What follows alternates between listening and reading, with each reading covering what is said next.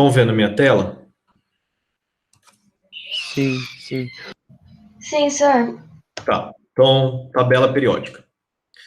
Classificação dos elementos na tabela. Então, antes de entrar na tabela, eu vou contar a historinha dessas classificações. Como que esses elementos eram unidos lá atrás e como chegou nessa tabela aí que a gente tem hoje, né?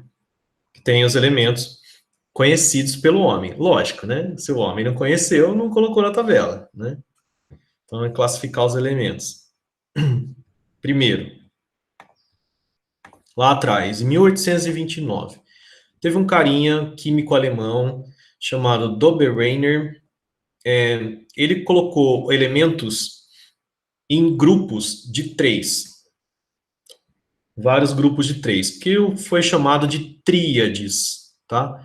E esses elementos, eles tinham características químicas semelhantes, propriedades químicas semelhantes.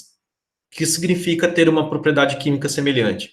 Significa que esses elementos reagiam perante a outras substâncias de maneira semelhante. Isso significa propriedade química semelhante. Ah, mas como que ele sabia que esses elementos tinham essas mesmas propriedades? Eles sabiam de acordo com a quantidade de elétrons que tem na camada de valência. Tá? Então, se tiver o mesmo número de elétrons na camada de valência, ou se formar o mesmo tipo de cátion, ou o mesmo tipo de ânion, significa que eles se comportam de maneira semelhante. Então, vou dar um exemplo aqui. O sódio, ele tem a capacidade de formar um cátion do tipo Na+, ou seja, que perde um elétron. O potássio, ele tem a capacidade de formar um íon do tipo K+, que perde um elétron também. Então, se os dois perdem um elétron, eles têm propriedades químicas semelhantes, tá? Então, ele fez as tríades. Aqui eu coloquei uma tríade, que é um conjunto de 3 elementos. Lítio, sódio e potássio. É uma das tríades que ele montou, propriedades químicas semelhantes. Uma coisa interessante nessas tríades é que, assim, vejam a massa atômica desses elementos. O lítio, aproximadamente 7, sódio 23 e potássio 39. Se você pegar a massa do primeiro e a massa do terceiro, então 7 com 9, soma e divide por 2, ou seja, fazer uma média aritmética comum, você encontra o 23, que é a massa do segundo elemento. Então, olha só que interessante, ó. Pega a massa do primeiro, soma com a do segundo, divide por 2. Faz uma média. Média normal, comum. Você vai encontrar aproximadamente a massa do segundo elemento. Em todas as tríades eram assim. Isso daí dava certo para várias tríades que ele montou, porém, com elementos com massa atômica muito alta, não dava certo. Tá? E ele não conseguia montar mais tríade também. Então, era um pouquinho defasada essa montagem, tá? Tudo bem, gente, até aqui? Isso também era feito com a massa atômica e com o número atômico. Com o número atômico, mesma coisa. Se você pegar o número atômico do lítio, somar com o do potássio e dividir por 2, fazer a média, você encontra o número atômico do sódio. Aproximadamente, tá? Esse foi Dobereiner, 1829. Agora, B. Champ-Courtois. Champ-Courtois foi um francês, 1862. Ele colocou agora os elementos em ordem crescente de massa atômica. Numa linha espiral de 45 graus, em volta de um cilindro, que ele chamou de parafuso telúrico. Seria isso aqui, ó. Tá aqui embaixo. Tá em espiral, em volta de um cilindro, que seria o que ele chamou de parafuso, né? Um parafuso telúrico. E aí, os elementos que estão na mesma vertical, possuem propriedades químicas semelhantes. Então, no caso aqui, ó, esses três aqui, tá vendo? Ó, berílio, magnésio e cálcio.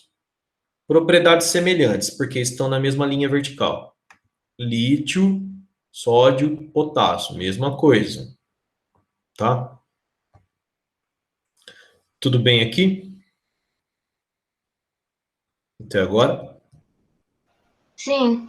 Tudo. Ok. Posso passar então aí para a letra C, né? Então é a história de como que os elementos eram organizados lá atrás. Letra C. Newlands. Newlands foi um químico inglês, 1864, que também colocou os elementos em ordem crescente de massa atômica, só que agora em linhas formadas por 7 elementos cada. E o oitavo elemento apresentava propriedades semelhantes às do primeiro, ou seja, repetia. A cada 7, repetiam-se as propriedades.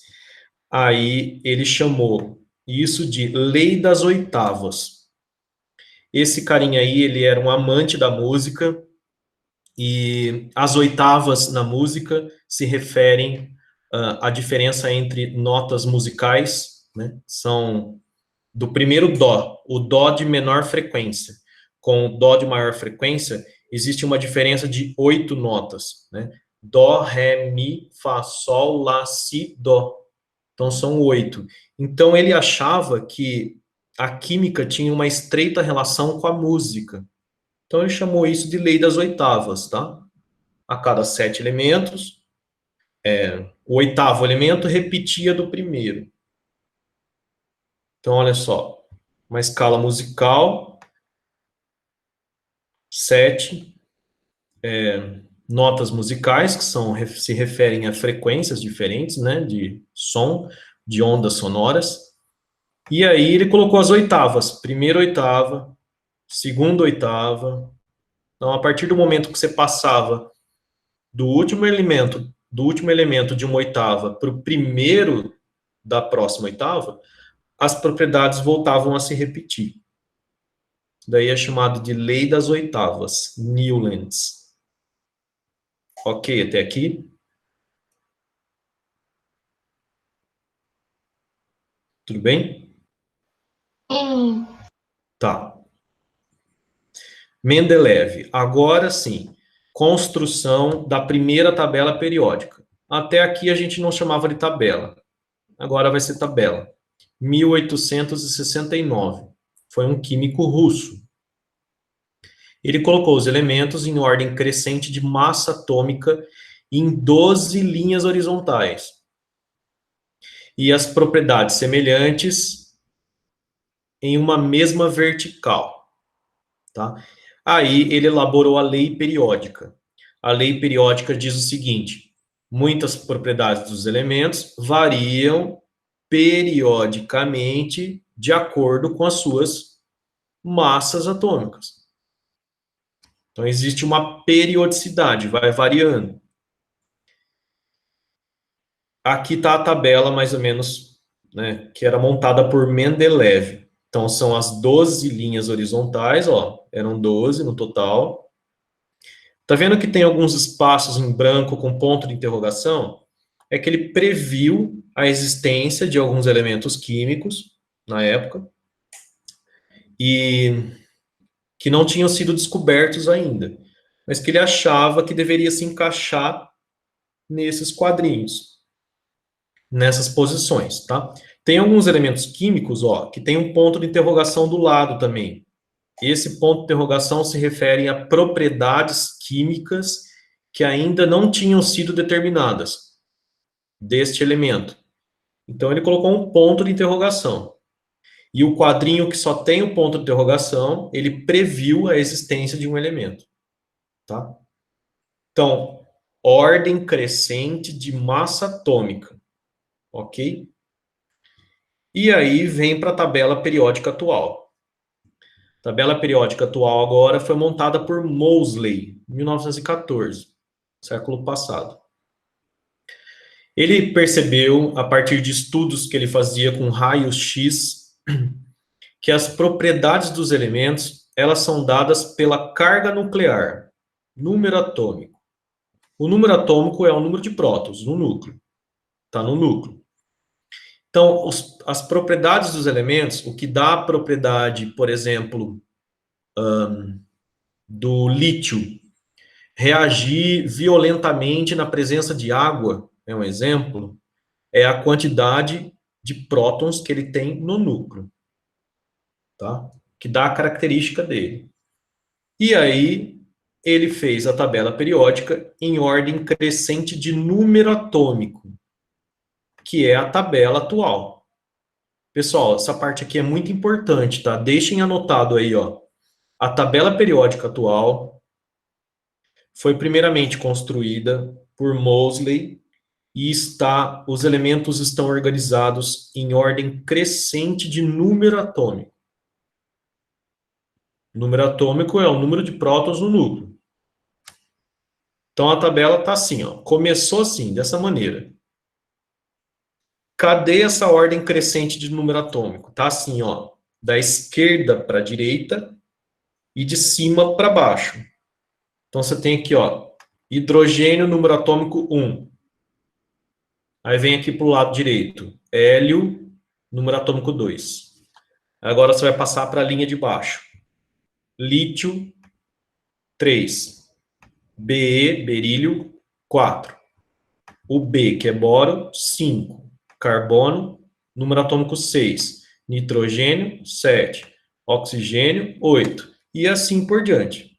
Da esquerda para a direita, de cima para baixo. Cuidado, hein? É número atômico e não massa atômica. Tá? Aí vocês vão me perguntar assim, mas por que tem esse buraco aqui no meio? Tá vendo? Tem um buraco aqui em cima. O hélio era para estar do lado do hidrogênio, que o hidrogênio tem número atômico 1. O hélio estando do lado, número atômico 2. Ia ficar bonitinho, né? É que os elementos, eles também estão organizados em famílias. Tá? As famílias, cada coluna vertical, os elementos na mesma coluna apresentam propriedades químicas semelhantes. Esse é o último, Moseley. Aí agora a gente vai fazer exercícios na página 229, mas antes eu vou voltar aí para ver se vocês têm dúvidas. Vamos ver.